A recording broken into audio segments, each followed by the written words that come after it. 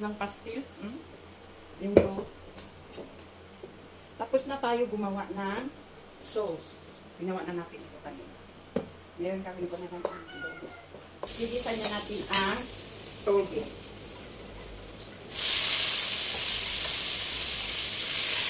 Ayan, luto na siya.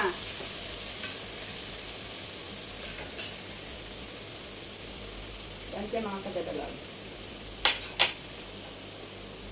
This is our toge. So ngayon, magluluto ako ng aming baon.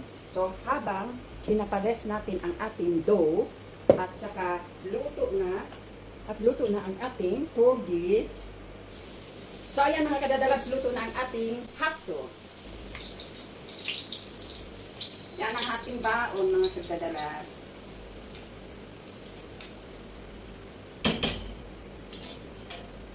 Yan ang ating paglutuan ng pastil para madali minsanan na. So, ayan ang ating hotdog. So, gawa na tayo ng pastil mga kadadalags.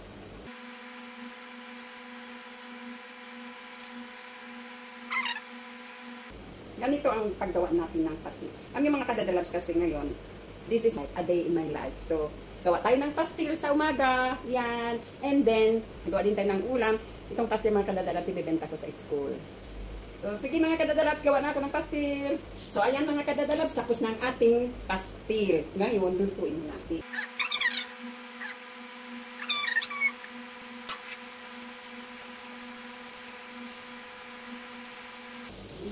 Yan yung mga kadadalabs, itakita ko sa inyo.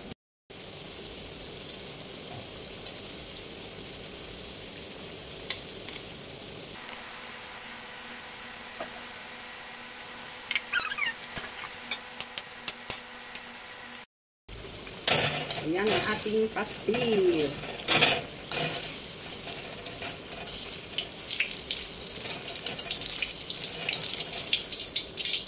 This is our pastil.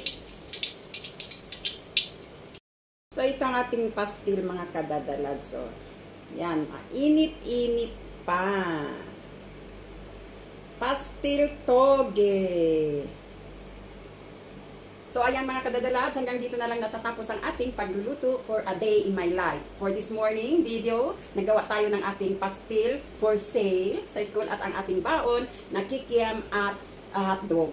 So, yan mga kadadalabs, sana nag-enjoy kayo sa ating short videos dito sa a day in my life of dadalabs sa ating kusina. Thank you mga kadadalabs. Hanggang sa muli. Bye! God bless everyone. Thank you for watching. Bye!